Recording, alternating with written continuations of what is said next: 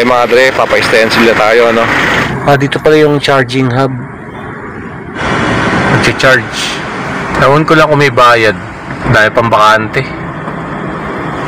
Ewan ko lang kung may nag-a-assist sa kanila paano gamitin to. Siguro may bayad. May QR code eh. Sa gilid ng Makapagal. Po ito para sa Pilipino. Dahil para sa akin, pera po ng tao yan. Gising-gising mga dre, good morning sa inyo lahat. Time check tayo, 8:05 AM. Papunta pa lang tayo sa first booking natin. Kakalabas ko lang ng bahay. So dito lang, malapit lang sa amin yung pick up. Pero nasa looban ng subdivision. Nasa 2 kilometro yung layo sa pag-pick up. All goods na yata yung ni Lala Move, Lala Ride. Ayun, may pumapasok naman, ganun pala yun. May nakalagay naman dun sa sa Lala Move app sa atin mga driver kung delivery o ride, nakalagay dun sa booking nila.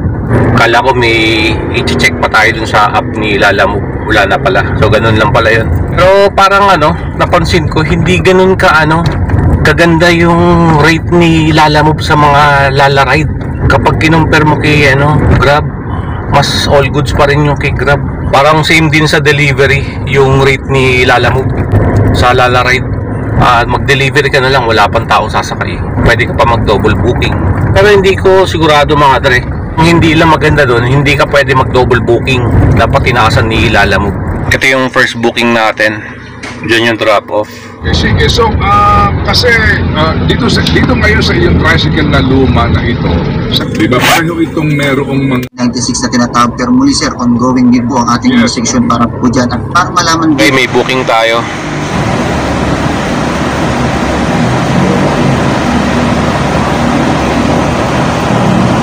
Tara, let's go.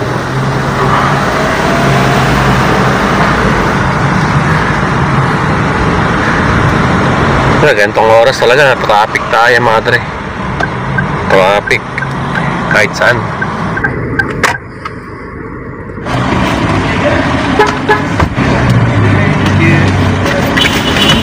Yung naguluhan ako dito sa pasero natin, no?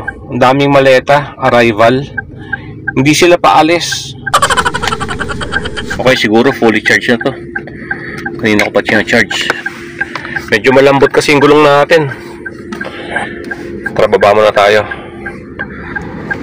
Nagparada lang ako dito sa may pagbaba ng sa Terminal 1. Tumabi muna ako dito. Wala pa naman booking mga dre. Okay mga dre, balitaan ko kayo. Last week yata yun tayo, nagpa-renew tayo ng for hire na itong sasakyan natin, Inaabot tayo ng 10 to 12k. Medyo mabigat sa bulsa. Kasi itong sasakyan na ginagamit natin, hindi na tayo private.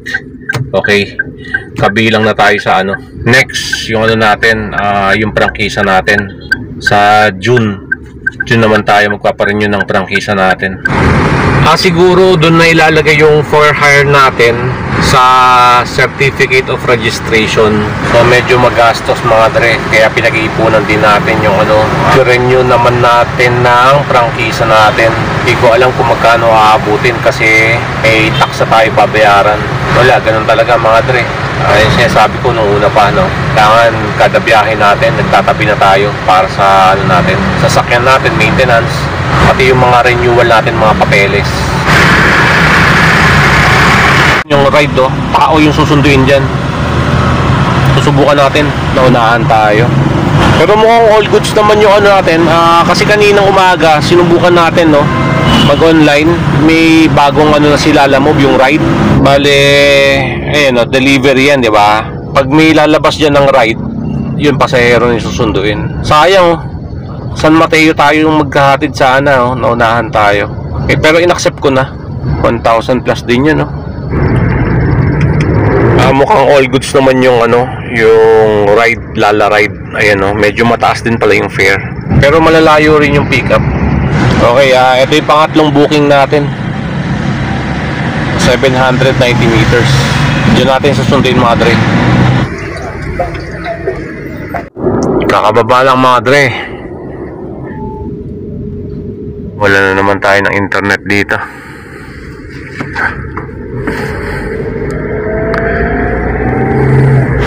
signal dito. Ayun, Okada na kasi yan eh. Yun, meron na. Tambay sana tayo dun eh, para maghintay ng pasahero. Tumanggap nga pala tayo ng booking sa Lalamove. Kaso nga lang, delivery to, no? Hindi siya yung ano, Lala Ride.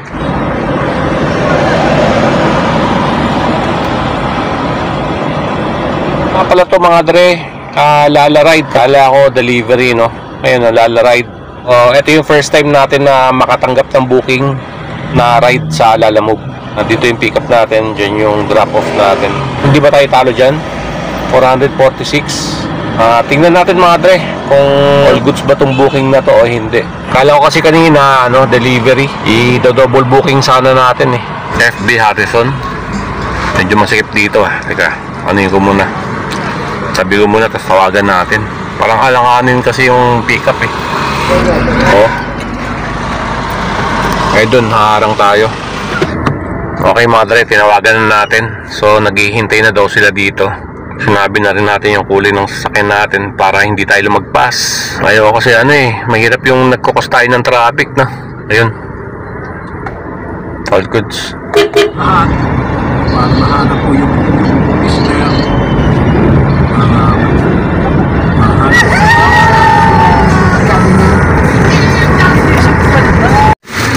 Okay mga dre, kakarating lang natin dito sa may Pansol, bandang UP Town.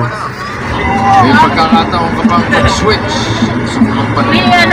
Bali, ito yung 446 kanina lumabas sa Lalamove app. Yung commission niya, ayan 8.92. Mapupunta sa atin 437. Bigyan tayo ni ate ng 600 all goods. Nasa 20 kilometer, 437 yung mapupunta sa atin. Mga dre, kaka-arrive lang natin dito, 12:36 ng tanghali. Bakunin ko yung mahiwagang lalagyan natin ng ulam. Okay, bili muna tayo ulam mga dre. Okay na mga dre, nakabili tayo. Chicken curry ulam natin ngayon. Diyan lang yung ulam na nabilan natin. So kain muna tayo mga dre habang nanonood ng TV Pit Bulaga. Kakatapos lang natin kumain, may booking na pala tayo. Bibilang ng 10, wala kami. Tara, let's go. Ano naman nangyari? Ryan! Mamahalan, ito si pare, ano pangalan mo? May booking na pumasok. Kakababa lang nila. Ito po si Mommy. Ang sagot ay sa Tagaytay. Marami nga pa. Pasensya na, pero mukhang nadalaw. Pagtanggal natin ng face mask, nagmamarka sa mukha natin. So it's on the board. So kanina pa tayo nakaganito. Minsan pinapahinga ako pag masakit din sa tenga yung palaging naka face mask. Kasi yung mga ibang pasahero natin, hindi nila mapigilan din yung yung pag-ubo. Dati nga yung madalas tayo nahawa, yung sumisinga pa dito, matching. Grabe, nahiya naman ako buksan yung bintana. Kaya minsan, kahit na mukhang all goods naman yung pasahero natin, pagkasakay, nag-ano na kagad tayo nag-face mask na kagad tayo. All goods mga dre, kakababa lang na pasero natin. Dire-diretso na pasok ng booking sa atin ngayon. Buti nakakain na rin tayo. Basta tanggap lang tayo ng booking. Tulad nito, hindi ko alam kung saan yung drop off nito. Diyan din yata tayo nag-drop off kanina. Umikot tayo. Kaya akala ko hindi siya dito. Pasahero natin.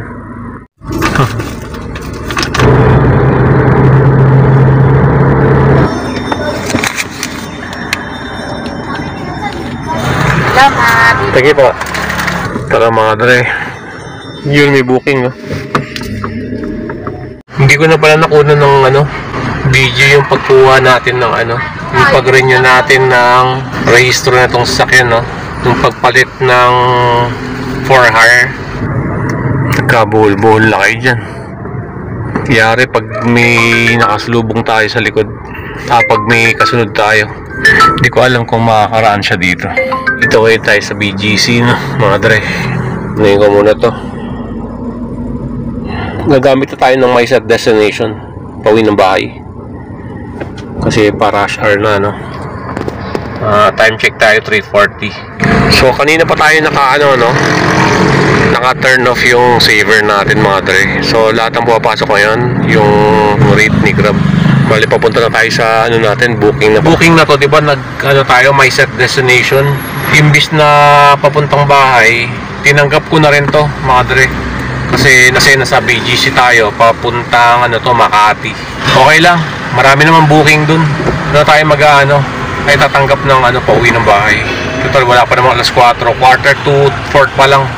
Kasi ayoko maabutan ng traffic. Medyo na rin tayo palobat na rin tayo, dire-diretso yung biyahe natin. Kaysa tumambay pa tayo para magpahinga. Sabi ko sa bahay na ako magpapahinga.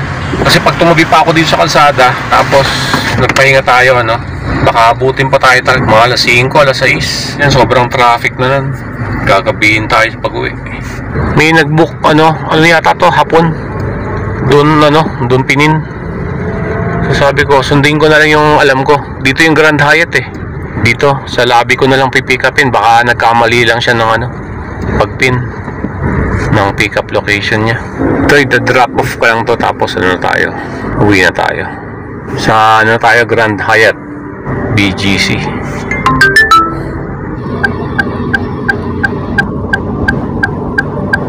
Siguro nga doon nga yung pick up natin, mali tayo. Tama yung pagkapin. Dito talaga yung natin pick up natin Sinunod kasi natin yung yung alam natin. Doon kasi tayo palagi nagpi-pick up ng pasahero, lobby. Buka natin. Tayo dito?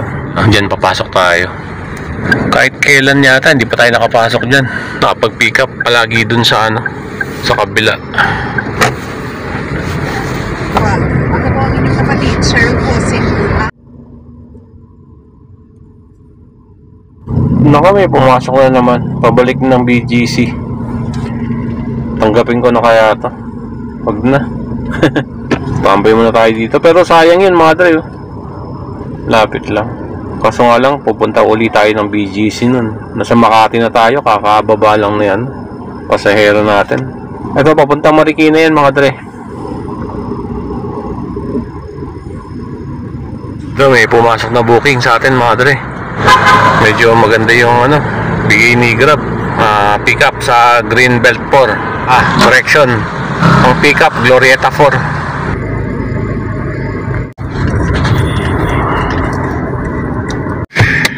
Okay mga dre, dito na tayo sa SM Marikina. Kakarating lang natin. Sobrang traffic. 2 oras yata. Dalawang oras yata yung nilakbay namin from Makati papuntang SM Marikina. Tara, uwi na tayo mga dre.